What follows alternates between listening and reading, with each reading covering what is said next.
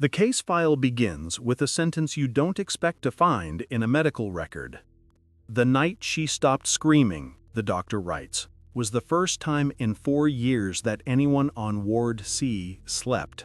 It was also the night I began to be afraid of her." The rest of the file is worse. This is the story of a woman admitted to a Victorian asylum in 1887, a woman who screamed, more or less without interruption, for 4 years, a woman whose voice drove other patients and some of the staff to the edge of insanity. And then, one ordinary evening, she fell completely, utterly silent. That should have been the end of the nightmare. Instead, it was the beginning of something even harder for the doctors to explain. Welcome to Veins of Darkness. To understand what happened on Ward C, we have to step inside a very specific place in a very specific year. The West Riding Pauper Lunatic Asylum, 1887. On paper, it was a model Victorian institution, a sprawling complex of red brick and stone on the outskirts of a northern town, with long radiating wings, high windows, and a central clock tower that could be seen for miles. It housed more than 1,000 patients, men on one side, women on the other, watched over by fewer than 100 attendants. The admission books for that year list familiar Victorian diagnoses: mania, melancholia, imbecility, puerperal insanity, intemperance. People were sent there for everything from postpartum psychosis to epilepsy to simple poverty and nonconformity.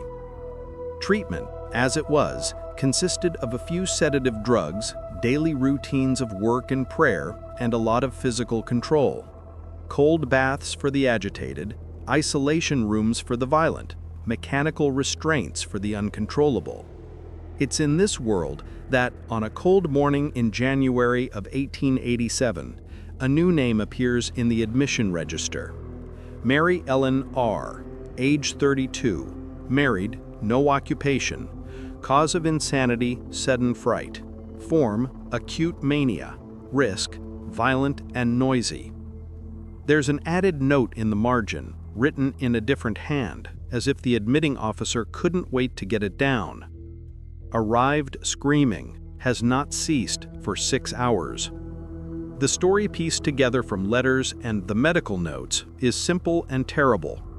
Mary was the wife of a railway porter. 2 months before her admission, she'd given birth to her first child, a boy. On a foggy evening in late December, the child slipped from her arms on a crowded platform as a train pulled out. He fell between carriage and platform. There wasn't time. Witnesses say she started screaming on the spot. She didn't stop at the inquest. She didn't stop at the funeral. By the time her exhausted husband, unable to sleep, unable to work, and unable to bear the sound any longer, signed the papers authorizing her committal, she had been screaming day and night for almost 6 weeks. Most people screaming at full force can't keep it up for more than an hour. They lose their voice, they black out, their body saves them from themselves. Mary didn't. The doctor who took her in, a man named William Cartwright, writes, "On reception, patient was in the state of continual vociferation, uttering a single high note without sensible variation. The sound was not articulated, no words could be distinguished. She did not pause for breath as an ordinary singer or shouter would do, but seemed to inhale and exhale upon the cry, as if her whole respiration were caught into it. They tried at first to talk her down, to get her to sit, to offer her tea. She didn't respond. She just screamed, eyes open but unfocused, body rigid, hands clawed. They put her to bed. She sat up, eyes wide, and screamed. They injected her with morphia. It made her drowsy, made her head drop to one side. The sound lowered in pitch, roughened, but did not stop. The noise," Cartwright writes, "that first week is not the customary intermittent shouting of mania. It is a single prolonged cry which ceases only when she falls into exhausted sleep and recommences almost at once upon waking. It penetrates through floors and walls so that its origin is hard to locate. Staff complain of headache and irritability. Other patients are disturbed. At first, the asylum treated Mary as a difficult but not unique case. People shouted all the time, men bellowing hymns at 2 in the morning, women shrieking accusations at invisible enemies. It was part of the background soundscape of the place. But those episodes came and went. Mary's did not. Days passed. The nurses tried to schedule her screams the way they scheduled meals and baths. They moved her into a side room at the end of Ward C, stuffed rags under the door, and put the noisiest patients nearest to her on the theory that they wouldn't notice. They gave her bromide, chloral hydrate, opium. The doses recorded in the ledger are high enough that, in a healthy person, they would have stopped respiration. She kept screaming. After the first month, something strange began to happen among the other patients. One woman, previously quiet and withdrawn, started to rock and whisper, "Make her stop, make her stop," over and over every time Mary's voice rose. A laundry worker on the floor below developed migraines and begged to be transferred to the men's wing. 2 attendants requested reassignment, complaining that the shriek from C followed them even into their off-duty hours. Cartwright, fascinated by himself, took to measuring Mary's episodes with a pocket watch. Of the 10 minutes observed, patient screamed for 9.5, only 2 intervals of silence of greater than 10 seconds. Pulse 112, face congested, no apparent soreness of throat. Upon being asked if she feels pain, she screams more loudly, does not appear to attend to external stimuli. In March, he writes simply, "She screams always." The asylum began to adapt. New admissions to the women's side were placed as far from Ward C as possible. Staff rotated more rapidly through Mary's duty roster to prevent exhaustion. There were informal rules. No one stayed in her room for more than 5 minutes at a time without relief. No nurse slept in the ward above her on consecutive nights. And still the cry went on. In the summer of 1887, a heat wave hit. The thick brick walls trapped the air. Windows were opened as wide as the bars allowed. Neighbors in the cottages down the hill, who had grown used to the low general murmur of asylum life, began to hear something new on still nights. A high, steady note, faint but continuous, rising from the building like steam from a vent. One man wrote to the local paper complaining that his children were kept in terror by a dreadful wailing from the asylum at all hours. The superintendent wrote back, assuring him that all necessary steps are being taken and that he need not worry. Inside, the steps were more desperate. An assistant medical officer, younger and more ambitious than Cartwright, suggested a minor surgical intervention, cutting the vocal cords. It had been done elsewhere, he said, to stop hysterical shrieking. Cartwright refused. To maim a patient's voice permanently in an era when cures, real cures, sometimes did arrive after years, was to him a line he would not cross. He had her teeth examined instead, thinking perhaps an infected molar might be the source of some invisible pain. The dentist found nothing. They strapped her arms when she bloodied her fingers clawing at her own throat between screams. They tried hot baths, cold baths, mustard plasters, prayer. On the first anniversary of her admission, January 1888, Cartwright notes, "Patient has now sustained an almost continuous vocalization for 12 months. Intermissions last at most a few hours, during which she sleeps heavily and is unrousable. On waking, she almost immediately recommences the cry. There is no sign of laryngeal damage beyond hoarseness. No capacity for speech has been observed. The sound has become the chief feature of the women's wing. When it stops, other patients become anxious." That last observation is important, because over the next 3 years, Mary's scream, which at first disrupted the asylum's routines, became part of them. Attendants learned, unconsciously, to measure time by it. She was quiet for 2 breaths when I turned her, and then it began again. Patients on neighboring wards would cry out when, for one reason or another, the sound was briefly cut off by a slammed door, a thunderclap, a cart rumbling too close. It had become for them like the ticking of a clock. Oppressive, yes, but also, in a perverse way, reassuring. Cartwright wrote sometime in 1890, "I begin to wonder what would happen here if she ceased." By that point, several things had already happened. An attendant on Ward C, a woman in her 30s named Margaret, suffered a breakdown after 2 years assigned primarily to Mary's care. She began to complain of hearing the scream even when she was in other buildings, even when she went home to her own cottage on leave. She stopped sleeping. One evening, she walked out of the asylum, went to the railway bridge where Mary's child had died, and jumped. Her suicide was ruled temporary insanity due to exhaustion. 2 patients on the floor above Mary developed what we would now call psychotic auditory hallucinations. They reported hearing the screaming woman not only through the floor, but at their bedside, behind their heads, inside their pillows. When staff, irritated, told them she was 3 rooms down and strapped to her bed, they insisted, "No, not that one, the one who sits on my chest." We can today interpret this as trauma, as suggestibility, as the mind's tendency to shape constant noise into more elaborate forms when ordinary explanations are not allowed. At the time, the staff called it infection of imagination. Mary herself changed very little. She lost weight. Her hair went from dark to threaded with gray. The medical notes remark that her period stopped. Her eyes, initially wild and scanning, gradually seemed to fix on nothing. But the scream remained. 4 years is a long time for any human institution. By January of 1891, Ward C had a new matron. Cartwright was older, more tired. The asylum was more crowded.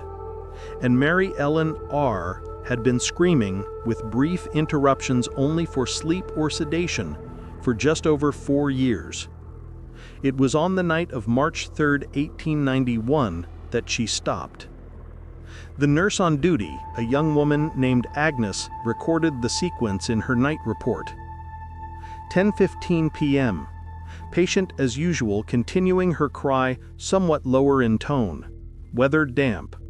Assisted by attendant J to change her linen. At approximately 10:20 p.m., patient stopped abruptly mid-cry and was heard to take 3 deep inspirations. She then lay down of her own accord.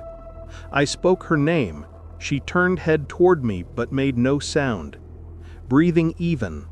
No evidence of faint or seizure. Agnes, used to grabbing what minutes of quiet she could get, did not at first think to call anyone. She stayed by the bed, watching, half expecting the scream to resume. It didn't. At 10:30 p.m., she notes, no cry still, ward uncommonly quiet, other patients wakeful. At 10:40, went to find Dr. C as I became uneasy at the silence. Cartwright's own note picks up the story. Called to Ward C at 10:45 p.m. by Nurse A. On entering, the absence of sound was immediately striking. Patient R lying in bed in lateral posture, eyes open, breathing calm. No sign of convulsion. On testing, pulse 88, skin warm, no paralysis. When addressed by name, she turned her gaze toward speaker but did not utter sound. Tongue protruded on command. Reflexes normal. Throat examined. Vocal cords appear intact but motionless. No attempt at phonation when prompted. Entirely mute. He sat with her, he writes, for nearly an hour. He asked her simple questions. Are you in pain? Do you know where you are? Can you say yes? Can you say no? Nothing. The only response she gave was to follow his finger with her eyes and to occasionally swallow. Finally, at close to midnight, reassured that she was not about to die, he left orders for observation and went back to his rooms, where, for the first time in years, he slept without the background shriek that had become the asylum's acoustic wallpaper. He was woken 2 hours later by a different sound. Someone banging on his door, hard. Agnes again. According to his note, she was white and shaking and initially unable to explain what had happened. When he got her to slow down, she managed to say, "She's making them do it." Cartwright writes, proceeded at once to Ward C. What he finds there is, even stripped of embellishment, the most unsettling part of the file. Mary is still lying in her bed, in the same posture, eyes open, utterly silent. The other patients in the ward, 12 women ranging from confused elderly to young melancholics, are all awake. And they are all screaming. Not in words, not in individualized cries of anger or fear. They are emitting, more or less in unison, the same single, high-pitched, almost mechanical note that Mary had been producing for 4 years. Some, like a woman with advanced dementia, never before known to raise her voice, are doing it with eyes closed, as if in sleep. Others clutch their heads and rock, as if trying to block the sound even as they produce it. When Cartwright tries to speak to them, they don't seem to hear. He orders the attendants to separate them, to lead each to a different part of the ward, in case this is some kind of hysterical contagion. The scream continues, now coming from multiple directions. Agnes, in her shorter, sharper handwriting, adds a note of her own at the bottom of the page. It is her scream, but not from her mouth. For the next 6 hours, according to the log, the ward is filled with this chorus. When sedatives are administered, some women quiet while others carry on. When one voice falters, another seems to pick up the missing piece, the note never quite dying completely. There are no visitors that night, no outside witnesses. Everything we know comes from the staff notes and the doctor's later account. At around dawn, Cartwright, exhausted, returns to Mary's bedside. She stares back at him. Her lips are slightly parted. No sound emerges. He writes in the margin something he rarely allows himself in official documents. "I confess that, at this moment, I felt the most acute disquiet I have known in practice. By mid-morning, the other women's screaming begins to subside. One after another, they drop back into their usual patterns, muttering, weeping, blankness. When asked the next day if they remember what happened, most say no.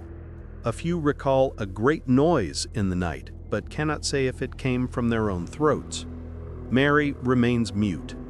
From that day on, according to the casebook, she never utters another sound. She eats when prompted. She sleeps. She can be led by the hand from bed to chair and back again. She is incontinent at times, but will hold a cup if it's put in her fingers. Her eyes follow movement, but there is no sign she understands speech. Her new diagnosis, terminal dementia. Cartwright, though, is not satisfied with that. In increasingly terse entries, he describes a series of small phenomena that trouble him. On one occasion, in 1892, a nurse complains of hearing a scream like ours in the laundry when Mary is 3 floors up and demonstrably silent. Another attendant swears she hears the screaming woman from the far end of a corridor that is empty except for Mary sitting quietly at its beginning. At least 3 patients over the next year develop transient episodes of repetitive crying or humming that mimic, imperfectly but recognizably, Mary's old note. In each case, the episodes subside after days or weeks. None of them ever run for years. Mary herself simply sits and blinks and breathes. In 1893, Cartwright interleaves a note from a visiting alienist, a specialist from London who has been asked to consult. The London doctor suggests that Mary's long period of screaming may have been a form of hysterical obsession that burned out her capacity for speech, leaving her in a kind of psychic exhaustion. He has no comment on the night when the rest of the ward took over the scream. Mass suggestion, he writes, is sufficient explanation. Cartwright, now in poor health himself, retires in 1894. His last entry on Mary is brief. Patient as before, has now survived 7 years in a state of mutism. Physical health fair. No improvement expected. After that, the handwriting in her file changes. Mary dies in 1895 of what is simply recorded as phthisis, tuberculosis, common in institutions where air was stale and bodies were run down. Her burial in the Asylum cemetery is marked with a small numbered stake. No family claimed the body. If the story ended there, it would already be one of the strangest cases in Victorian psychiatry. A woman who screamed without rest for 4 years, then stopped abruptly and never spoke again. But it doesn't quite end there. In the back of the file, on a loose sheet inserted years later, is a note from a much younger doctor, reviewing old cases as part of a research project in the 1920s. He has underlined Cartwright's description of the night in March 1891. In the margin, he has written, "I have spoken with Nurse A, now an elderly woman. She maintains that on that night, all the women in Ward C screamed in her voice, while R herself lay quiet. She also reports that in the weeks before R's death, she, the nurse, would wake in her own house hearing the scream, but that it ceased on the day of burial." He adds, almost as an afterthought, "She insists this to be fact. I remain doubtful, but the persistence of the tale is notable." From a modern perspective, we can offer explanations. The endless scream may have been a form of continuous vocal tic, something like a catastrophic case of Tourette's, or a conversion disorder rooted in trauma. The lack of damage to her throat, despite the duration, suggests she was using her voice in a way that minimized strain, consciously or unconsciously shifting the vibration higher in the head. The silence could be the natural endpoint of that system burning itself out. The ward-wide episode could be a shared hysterical reaction, an extreme example of how human beings, under stress, unconsciously mirror one another's behavior. The scattered reports of hearing the scream, even when Mary was quiet, are, in psychological terms, understandable. If you've lived with a noise for 4 years, your brain may continue to produce it in the absence of stimulus, tinnitus of the mind rather than the ears. But knowing this does not make Cartwright's understated line, "The night I began to be afraid of her," any less chilling. For the people who lived through it, Mary's scream became more than a symptom. It became a presence, an acoustic haunting, a sound that warped the routines of an already haunted place.